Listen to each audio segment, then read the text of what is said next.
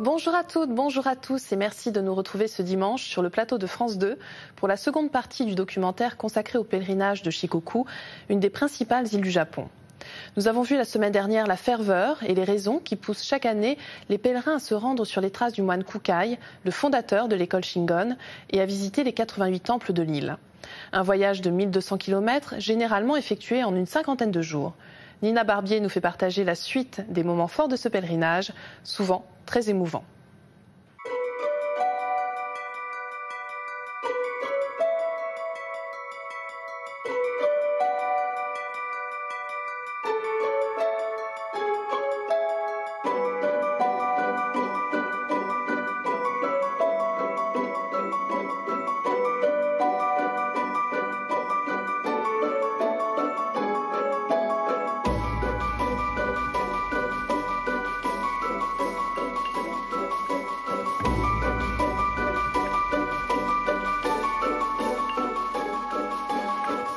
L'île de Shikoku est connue dans le monde pour son pèlerinage des 88 temples. Cette marche n'est pas qu'un voyage spirituel, elle implique aussi un effort physique soutenu. En marchant, le pèlerin expérimente une transformation de soi qu'on appelle la mort au monde.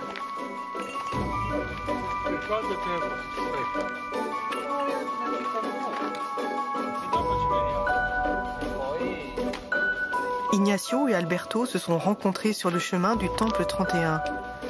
Bouddhistes pratiquants, ils se soutiennent et font la route ensemble. Je m'intéresse au bouddhisme Shingon depuis plusieurs années. C'est pour cela que j'ai décidé de faire le pèlerinage. J'ai l'habitude de pratiquer avec des mantras et je récite le Anya Shingyo, qui est le sutra du cœur.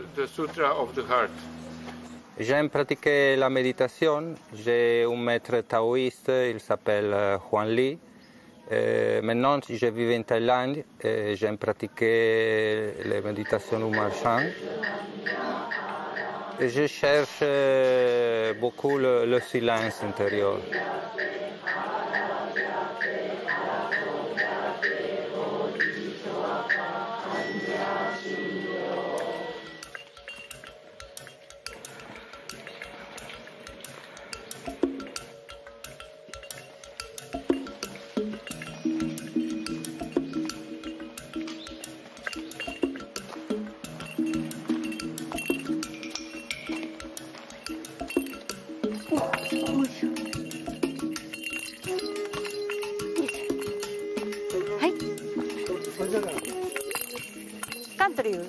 De quel pays venez-vous?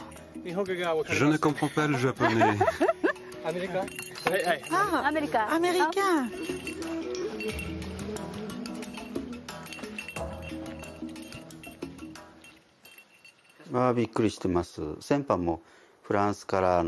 Je suis étonné. Il y a de plus en plus de Français ces dernières années sur les sentiers à Shikoku. Mais on voit aussi des Allemands, des Espagnols. C'est comme le pèlerinage chrétien de Saint-Jacques-de-Compostelle qu'on est en train de redécouvrir en Europe actuellement. Au Japon, c'est la même chose avec le chemin dédié au moine Kukai. Au temple numéro 33, c'est la pluie qui accueille les fidèles. Les pèlerins qui effectuent le tour complet sont rares, en partie à cause du manque de temps dans la vie moderne. Plus courant est d'effectuer le pèlerinage en 3 ou 4 fois durant une vie. Mais le plus souvent, on l'accomplit à partir de 65 ans, l'âge de la retraite. Je viens de la préfecture d'Iwate. Je m'appelle Miyadake. Je suis à la retraite et j'avais le projet de faire le pèlerinage. Le 11 mars de l'année dernière, le désastre du tsunami a fait 6000 victimes dans la préfecture d'Iwate. J'ai pris la résolution d'accomplir un pèlerinage de requiem pour les victimes. Je ne déteste pas la pluie. Pour moi, c'est le Daishi qui manifeste ainsi sa gratitude. Ce n'est pas pénible.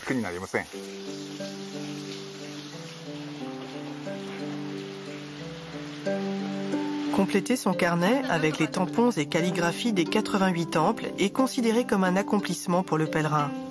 De retour chez lui, le carnet sera un support de méditation.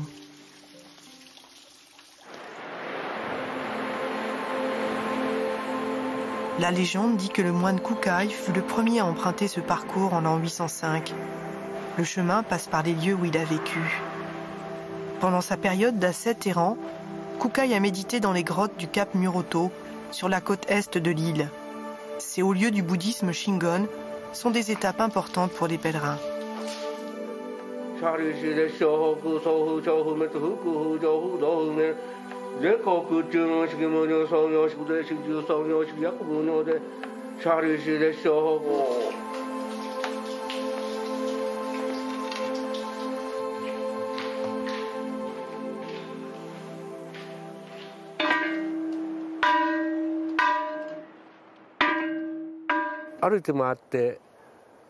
Quand je fais le tour en marchant dans la nature magnifique de Shikoku, que je contemple la mer, ce poème haïku de Santoka Taneda me revient à l'esprit.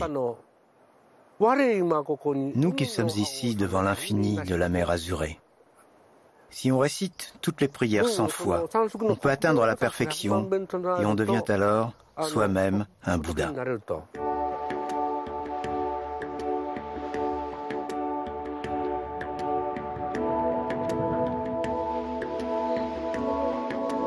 Aujourd'hui, les pèlerins qui marchent sur les traces de Kukai doivent parfois emprunter la route. Taikachi poursuit sa marche vers le temple 54. La motivation des pèlerins reste intacte et même s'ils ne visitent que quelques temples, ils progressent vers l'éveil.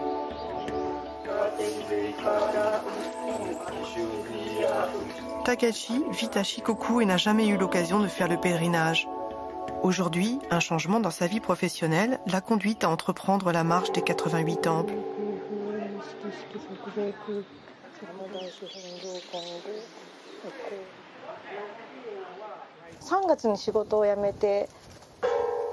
L'année dernière, j'ai quitté mon travail. C'est seulement maintenant que j'ai du temps pour moi. C'est pour cette raison que je fais le pèlerinage. L'année dernière, j'ai fait un voyage au mont Koyan. Et là, j'ai découvert le bouddhisme Shingon. Jusqu'à présent, j'étais vraiment prisonnière de mon espace de travail. Et je côtoyais toujours les mêmes personnes. Sur la route, j'ai l'impression que les gens que je rencontre me font découvrir une nouvelle partie de moi. L'année 2012 est une année bissextile perçue comme néfaste pour les Japonais. La tradition est d'effectuer le pèlerinage en sens inverse et de commencer au temple 88 pour conjurer le sort. C'est le cas de Yoko, une jeune fille originaire d'Okayama. Après le séisme du 11 mars 2011, j'ai pris conscience de la fragilité de la vie. Je me suis dit que je devrais accomplir les choses qui me tiennent à cœur avant de mourir, notamment celle de faire le pèlerinage. Ce qui advient de nous après la mort me préoccupe depuis que je suis toute petite. Cela m'inquiète. Et puis, je pense que ce que j'accomplis dans ma vie actuelle se reproduira dans mon autre vie.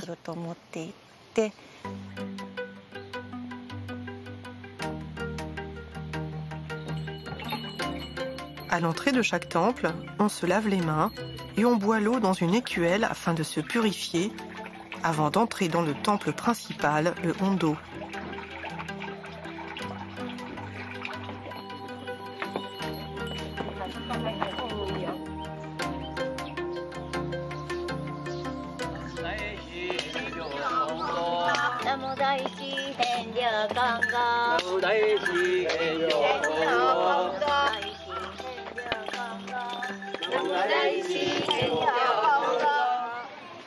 Le temple 75, ou Zensu-ji, est une étape essentielle du pèlerinage.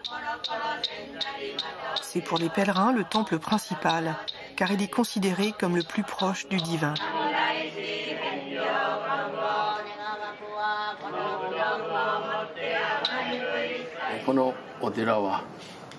Ce temple est le lieu de naissance de Kobo Daishi, dit Kukai, en l'an 774.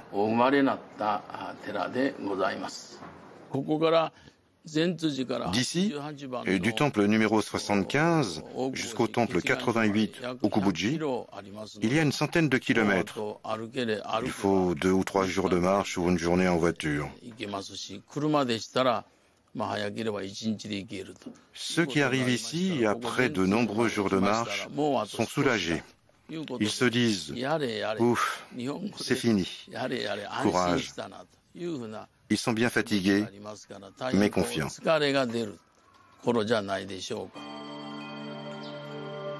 Le printemps est très apprécié des fidèles. Ils choisissent de préférence le moment de la floraison des cerisiers pour entreprendre le pèlerinage. Symbole de l'éveil au monde et de la renaissance, les cerisiers les inspirent et les ressourcent dans leur marche spirituelle.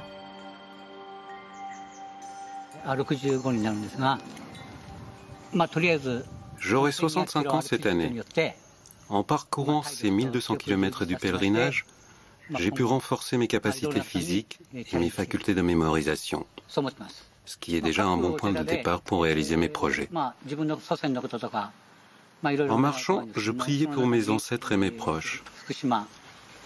Et puis, j'avais aussi toujours une pensée pour les victimes de Fukushima.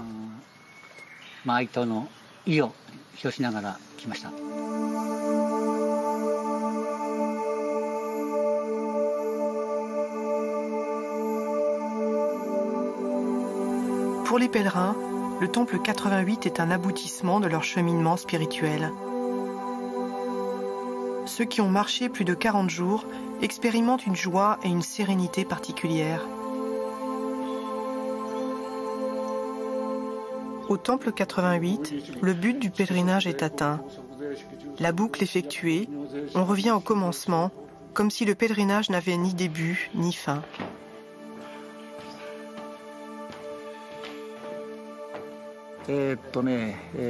J'ai accompli mon premier pèlerinage des 88 ans il y a 10 ans. J'avais 63 ans. Je souhaitais prendre le temps de refaire ce pèlerinage. J'ai donc attendu d'être à la retraite pour réaliser mon vœu. Dans la tradition culturelle du Japon, il y a des âges clés qui marquent les tournants de l'existence. Et 70 ans en est un. Je suis arrivé jusqu'ici. J'éprouve un sentiment d'accomplissement. En même temps, j'ai déjà envie de repartir, de continuer.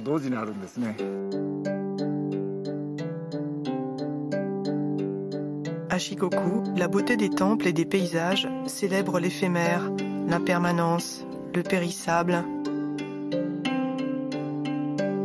C'est peut-être bien l'esprit universel du saint Kukai qui règne toujours sur l'île des 88 temples.